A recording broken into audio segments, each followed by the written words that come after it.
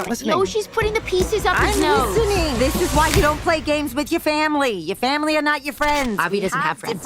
Yes, I do. Listen, man, as I said before the thing started, and I'll say on camera, I watched all 10 episodes and I loved it. You guys all got a taste of 2 of the episodes. Am I wrong in thinking it was awesome?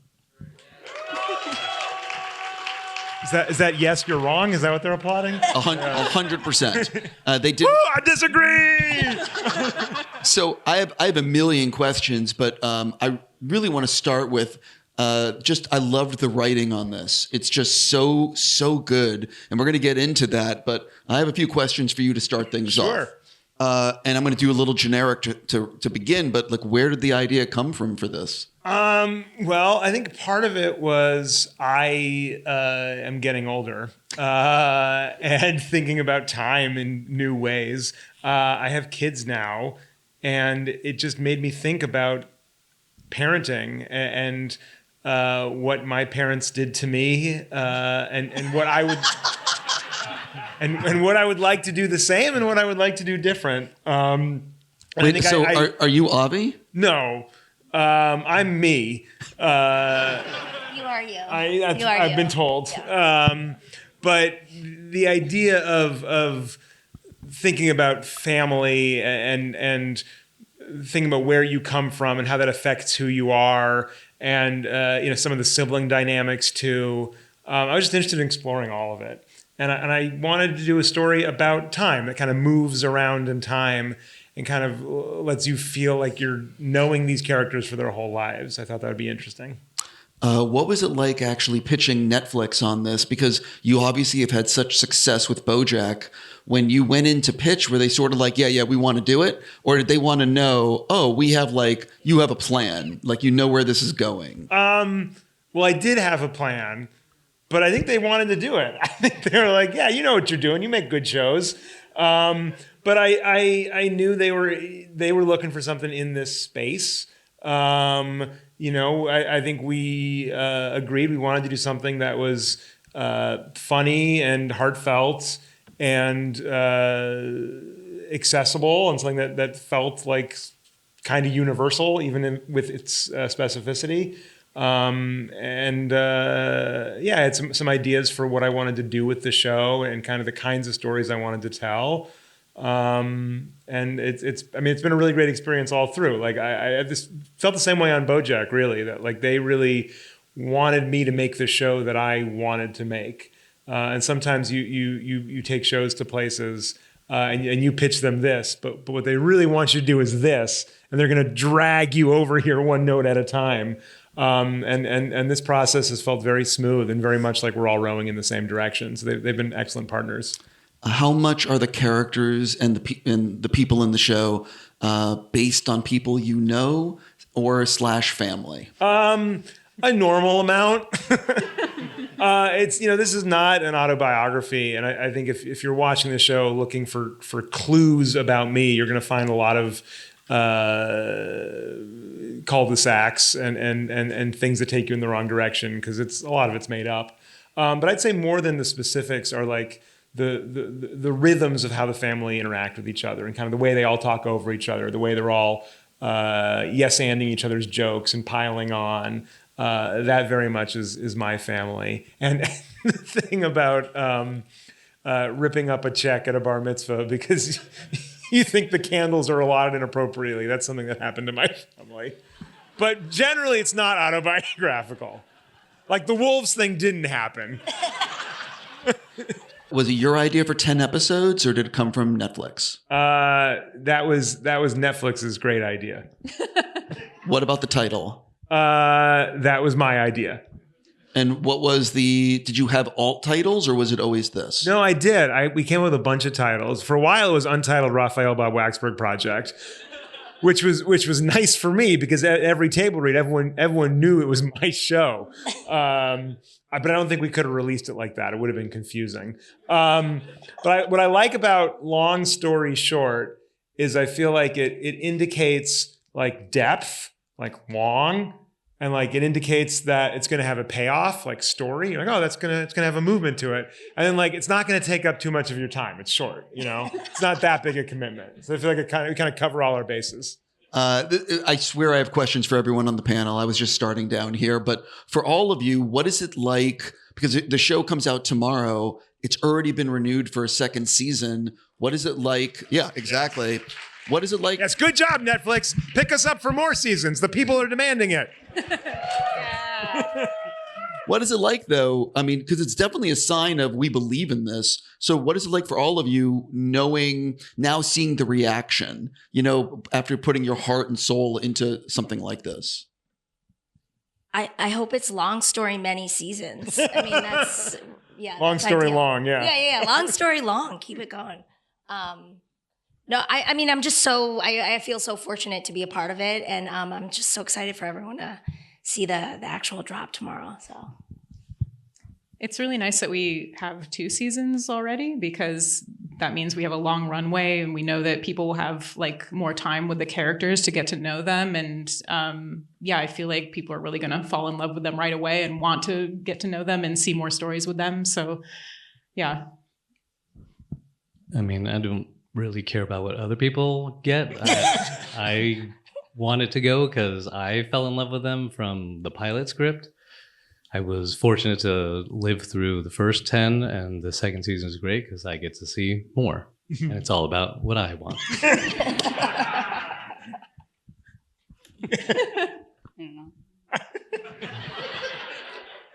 Michaela, actually, you've done a lot of voiceover work on many different things, and I'm curious, what was it like for you reading these scripts for the first time and seeing the material that they were trying to tackle with this series? Yeah, I've been so lucky to work with other creators who, have very strong visions, and they're not afraid to like broach vulnerable topics. And so, getting to continue in that tradition was amazing. What set this show apart, different from some of my past experiences, that felt like I was in sort of the eye of this like collaborative storm. We'd get the scripts and they were so funny. And you think like, how could these get better? And then we'd have these like epic table reads with also really good snacks, and like the appropriate amount of pomp and circumstance around there. But, and everyone was there.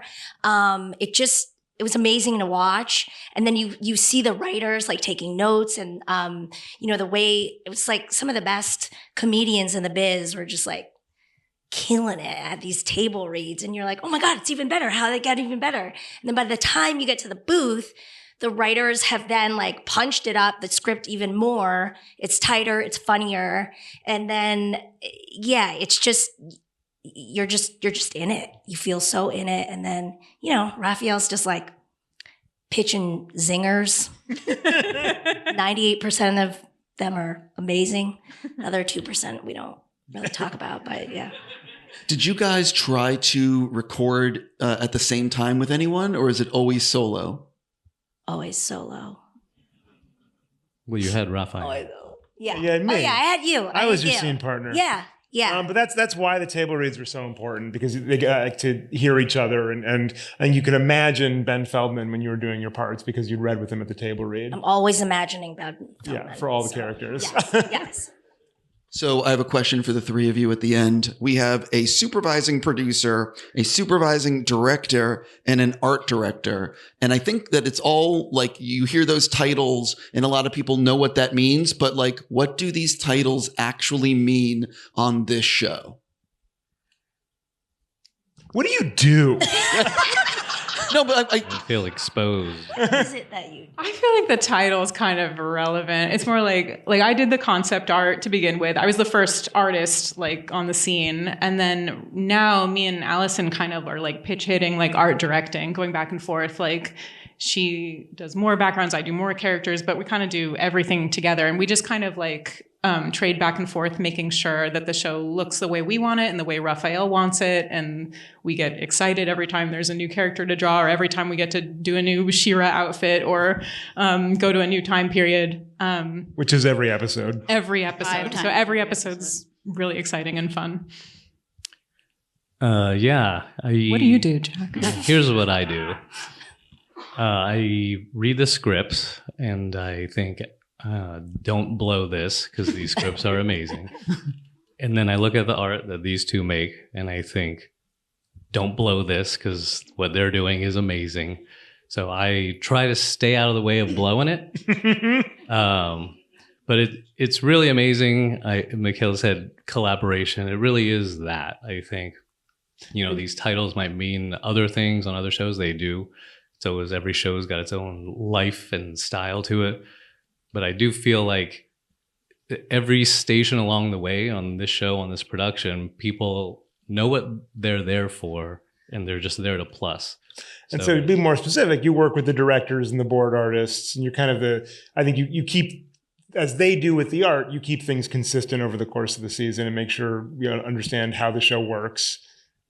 Yeah, that's why he's the writer. That is accurate. Okay, good. Yeah, and it's interesting on a show like this because we're doing everything you're not supposed to do in animation, right? We did 10 pilot shows. It's, let's jump around in time, characters age, they're in different places. The kitchen. Not all characters are in every episode. Not all of them are in every episode, which just leaves everyone wanting more of these episodes. But that was a unique challenge in looking after the season is what's the through line in it and how visually is it consistent and living in this world together.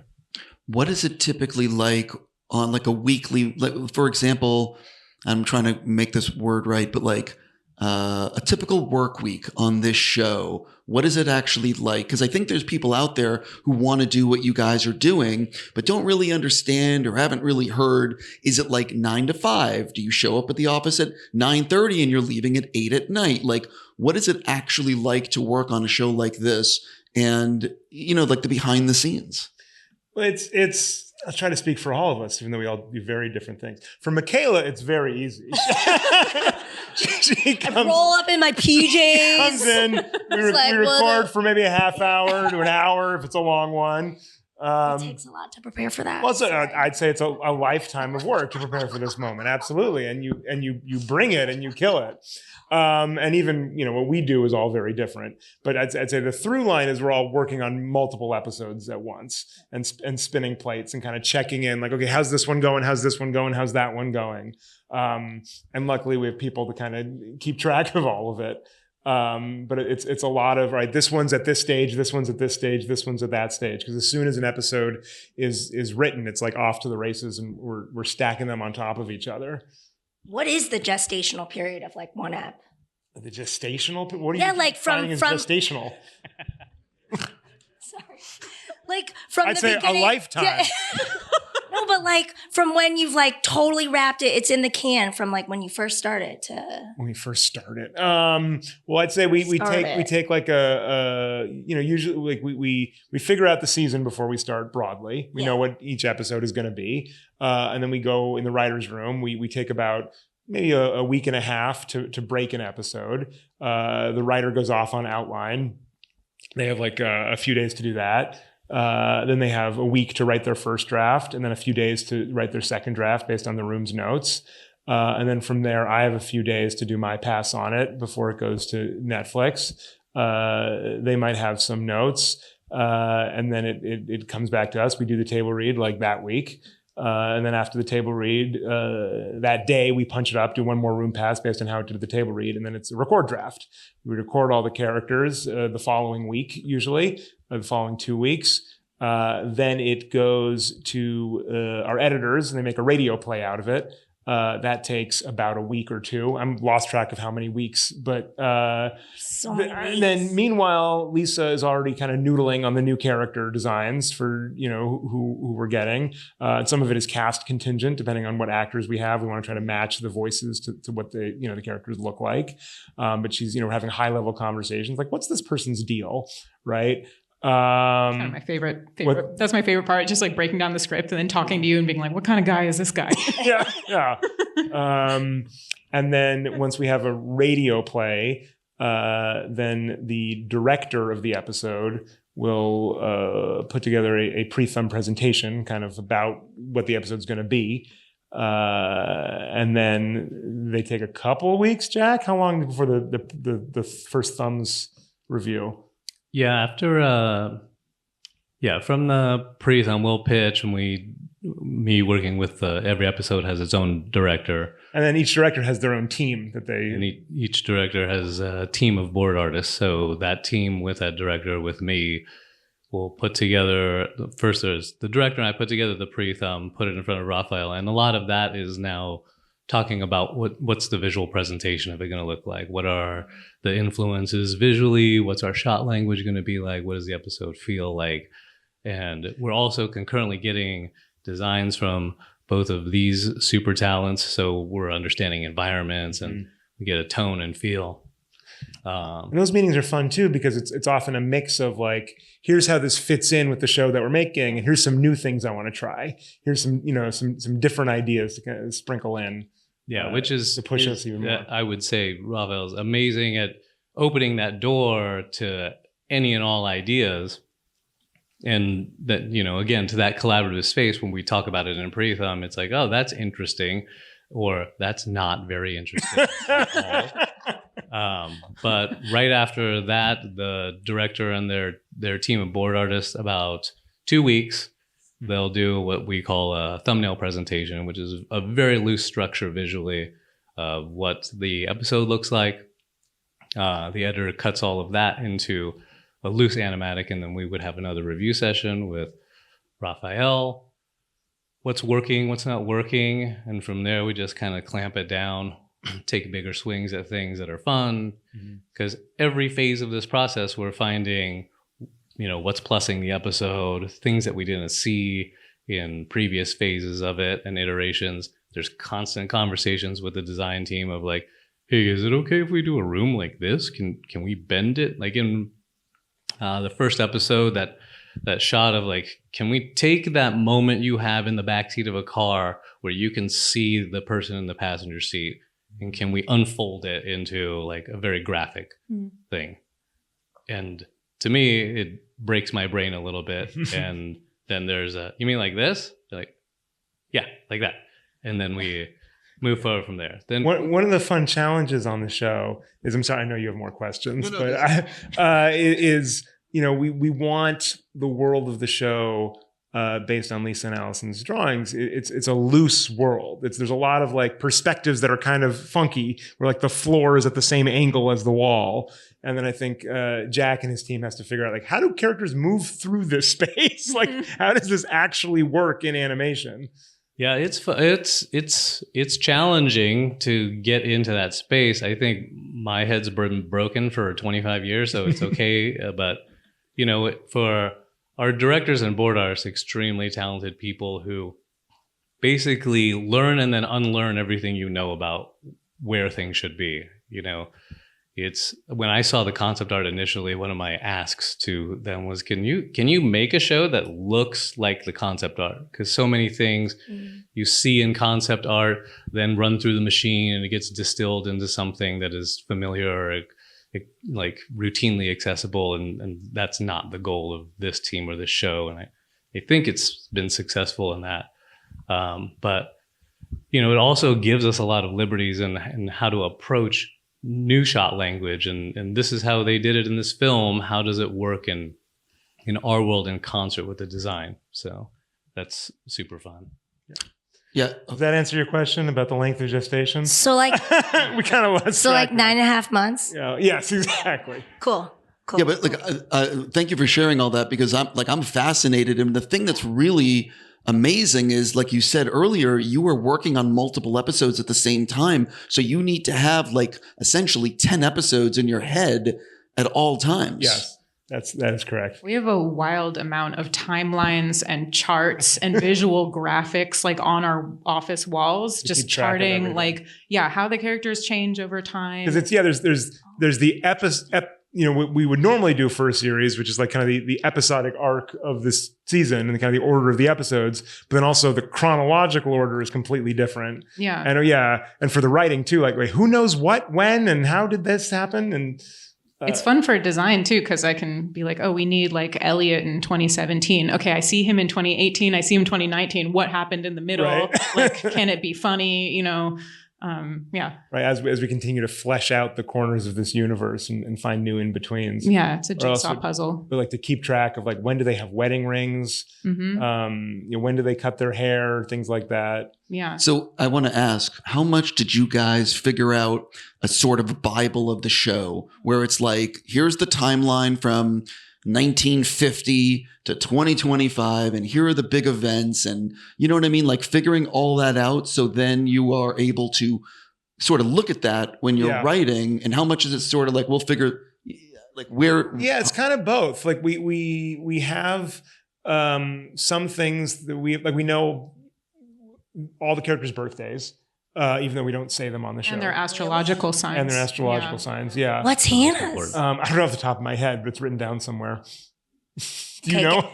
Get back to me on that. Yeah, we'll get back to you. I forget. That might inform my help you if you performance. knew Yeah, what it your might. astrological sign It was? might, depending on where the moon's at. Yeah. All right.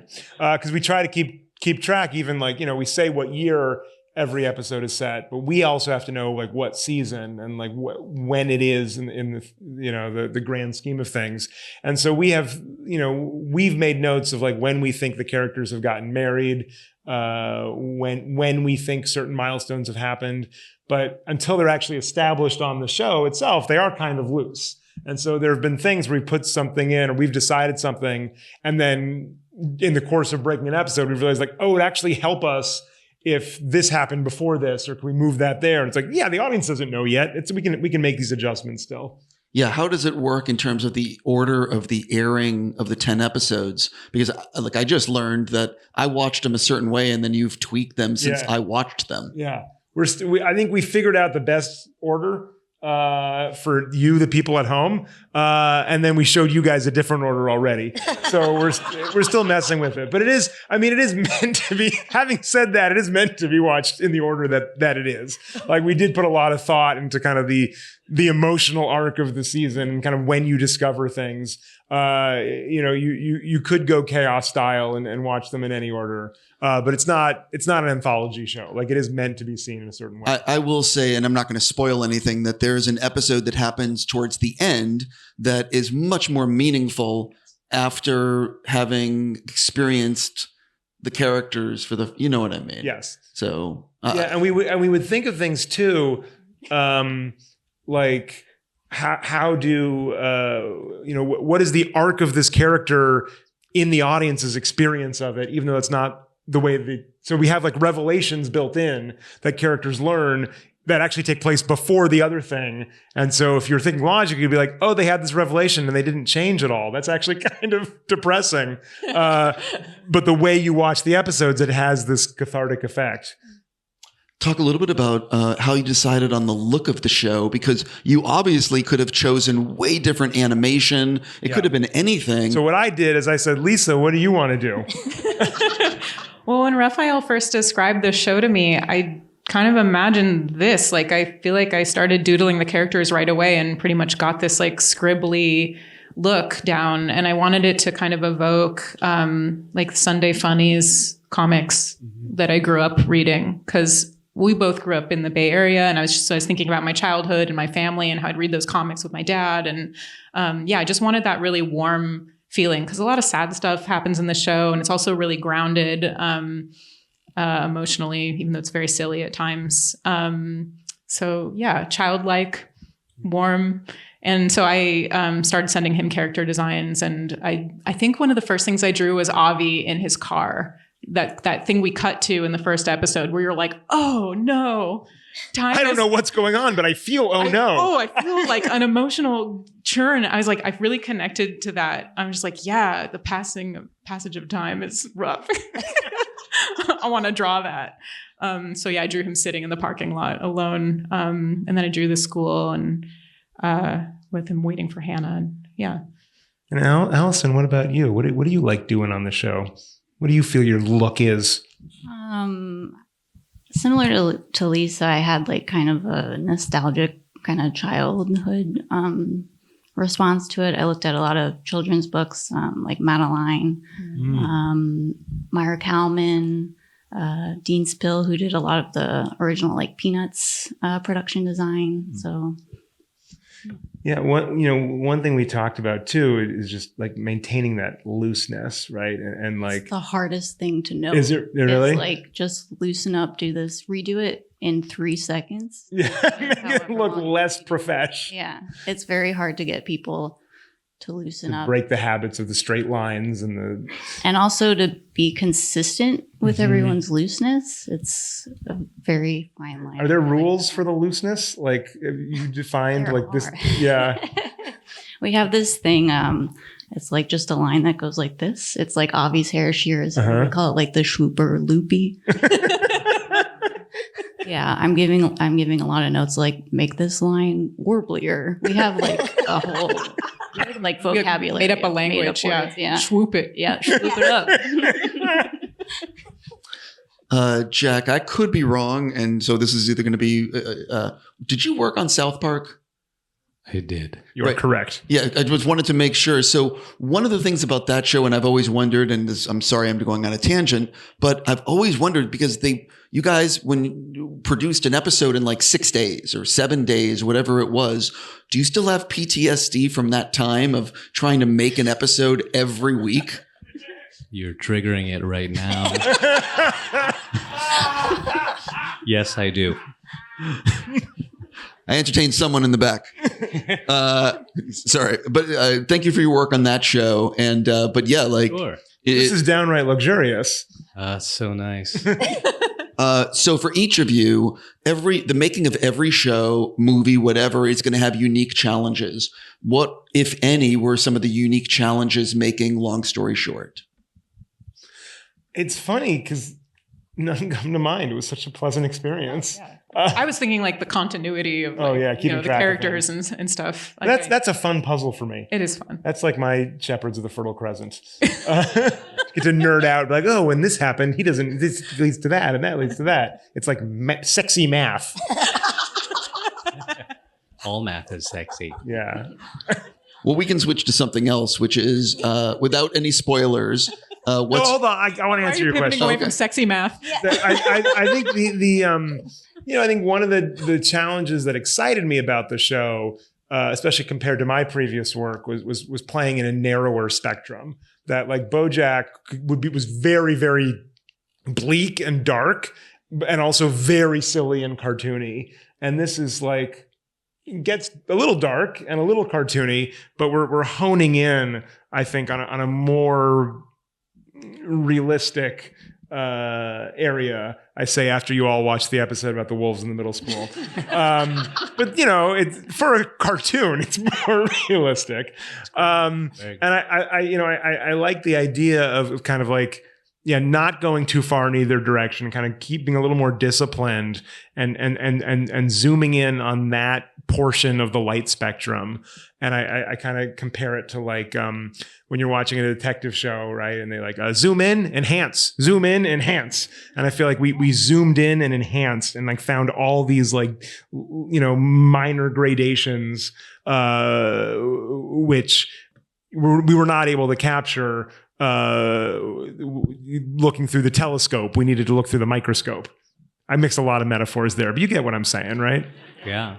I mean, I think visually too, like coming off of like the Shwoopy Loopies is from a directing standpoint, it's really not having the directors or the board artists fall into whatever their habits are, because we are moving around in time so much that, like I love The Simpsons, but we know like there's the couch, go to the couch shot, go to the kitchen shot, go to Bart's room, go to all these places, where in this we are revisiting those same spaces, but the narrative tone and what needs to be happening in that space is different. So, avoiding falling into the trappings of this, how I know how to make a TV show. This is what you do. And here's an establishing shot. And then here we have the shot side reverse, like getting away from that and then really letting the script like guide you, letting the designs guide you, and then having board artists and directors who are all fabulous on our show, like be able to take the reins and then add their lived experience and their vision to it. And it is that's probably the biggest thing for me. for each of you, without spoilers, maybe I'm curious if you have a favorite episode of the first season and how can you tease that episode without spoiling?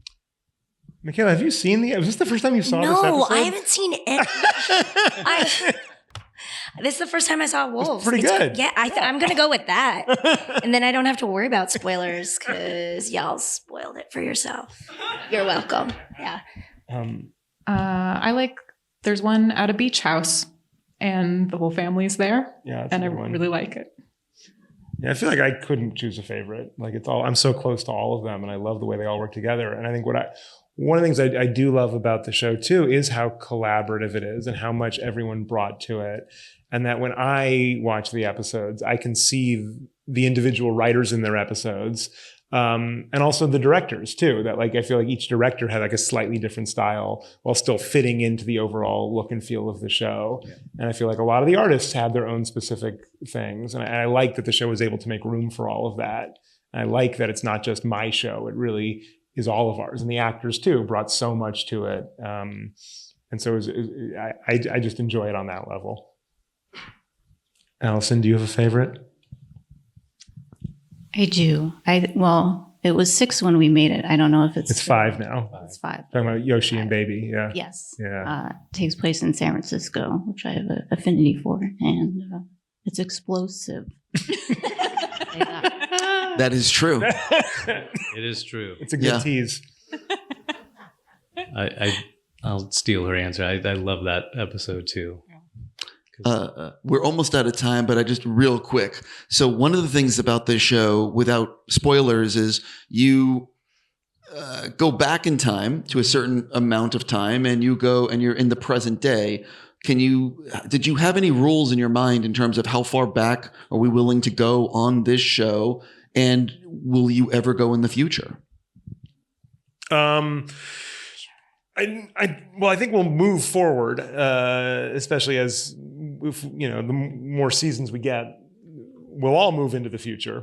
But you know what I mean? Like, did you ever think about like 2035? Yeah, I didn't want to do that. So that was like, so you'll notice even the present day episodes of the show are set in 2022. And the reason for that is I wanted to give us a little room if we ever wanted to jump ahead a few years to not catch up with the present. I wrote the last season of BoJack Horseman, and because of the chronology that we'd been setting, not that anyone was paying attention, but I was very anal about it. The last season took place in the spring of 2020, where BoJack was teaching at a college, and then the show came out in January of 2020. And then in the spring of 2020, all the colleges were closed. And I was kicking myself, like, there's no way I could have known. I really couldn't, guys. It wasn't me. But it did feel like, no one would blame me, but it feels like, this show about the talking horse is a little less real now. And so when I was making this show, I didn't want to have to predict the future, even to the air date of the episodes themselves. And so I said, okay, we're gonna set the present day stuff in 2022 because I know what that was like, and I don't have to guess, right? I think during COVID, especially, there were a lot of shows that tried to guess 3 months later when the show would come out, and like, oh, thank God, COVID's over, right? And it was like watching it, being like, what? It is? And so I don't want to have to predict the future. I don't want to do episodes with, I was going to say self-driving cars, but that's the present now. I don't want to do sci-fi stuff on the show. I like keeping it real, but that's what I'm saying now. Who knows? I have a lot of rules, which I've already broken, so we'll see. Yeah, I really want to get into spoilers, but we cannot. I'll just leave it with this. My last question. So you guys got picked up for a season 2. Yes. As a fan, where are you in the writing process development of season 2? We're when I walked through all the different steps of how we make the show, we're in there somewhere. But I will say, I'll say this, that I'm grateful we were able to get enough ahead of it that we were able to put some Easter eggs back in season 1 that won't even pay off until you won't notice them. They're not distracting, but after you watch season 2, you can go back and watch season 1 again, and there's stuff you'll pick up that you didn't pick up because we're able to like know what's coming. Oh, I like things on a shelf? Yeah, just like in the background. We like added a few things because now we know the characters a little more because we're working on season 2. Oh, that's so interesting. Yeah. Oh, now, fuck. Okay. Anyway, listen. You'll have to wait for a year, Yeah. and then you'll really enjoy that background detail. Yeah. It'll reward the rewatching. What's that? It'll reward the rewatching. Exactly. Then you'll have a reason to watch it again. Yeah, listen, I really want to say sincerely how much this show, I just thought it was so fantastic. And you guys are really in for a treat with the episodes you haven't seen. Thank you all for coming out on a school night. Mm-hmm. Thank you to Netflix for being an amazing partner. And thank you to everyone here on stage Thank you. for making such a kick-ass show. Thank you. Thank you. Thanks, everybody.